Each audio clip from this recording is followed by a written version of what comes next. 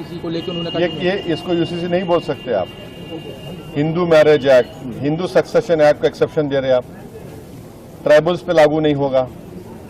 कहाँ का uniform civil code है ये?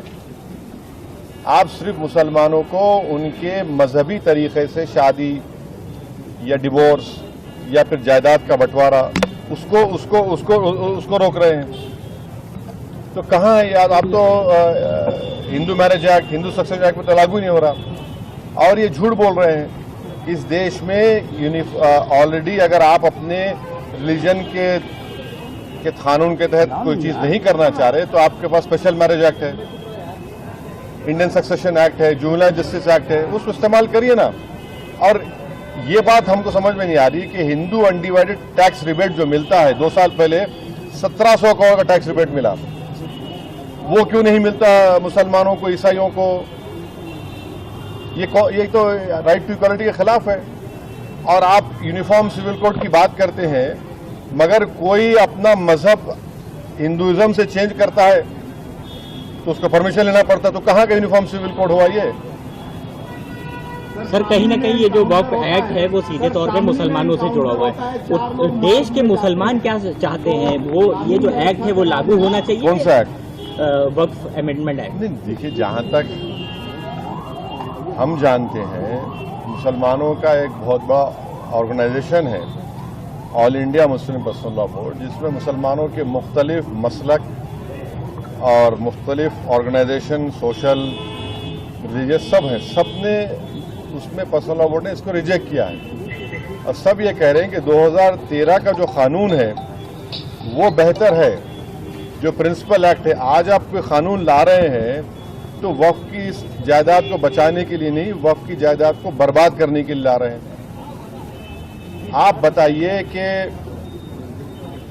वक्फ बोर्ड में नॉन मुस्लिम मेंबर कैसे होगा?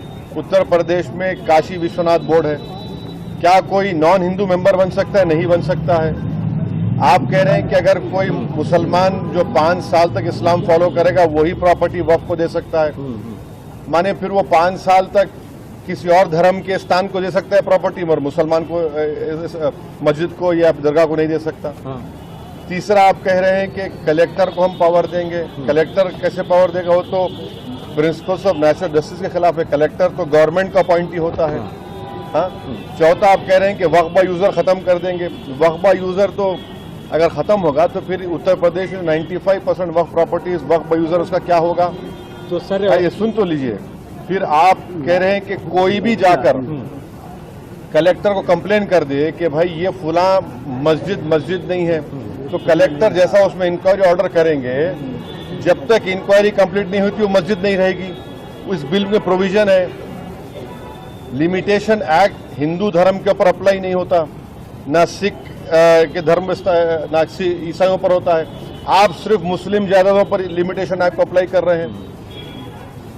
तो ये वक्फ प्रॉपर्टीज को बचाने के लिए कहाँ लाया जा रहा है बताइए हमको?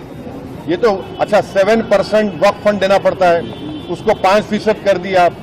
तो ऑल इन ऑल ये वक्फ को बर्बाद करने के लिए, वक्फ की जायदादों को लूटने के लिए इस तरह का मोदी सरकार कानून लाने की कोशिश कर रही है। सर इतनी सब बातों के बाद भी अगर ये एक्ट आ जाता है तो उसके बाद आप लोग क्या करने वाले हैं? देखिए आगे क्या होता है। आगे क्या होता है?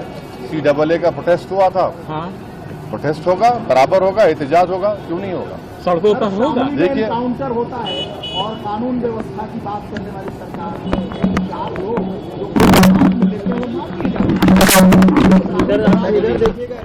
ये तो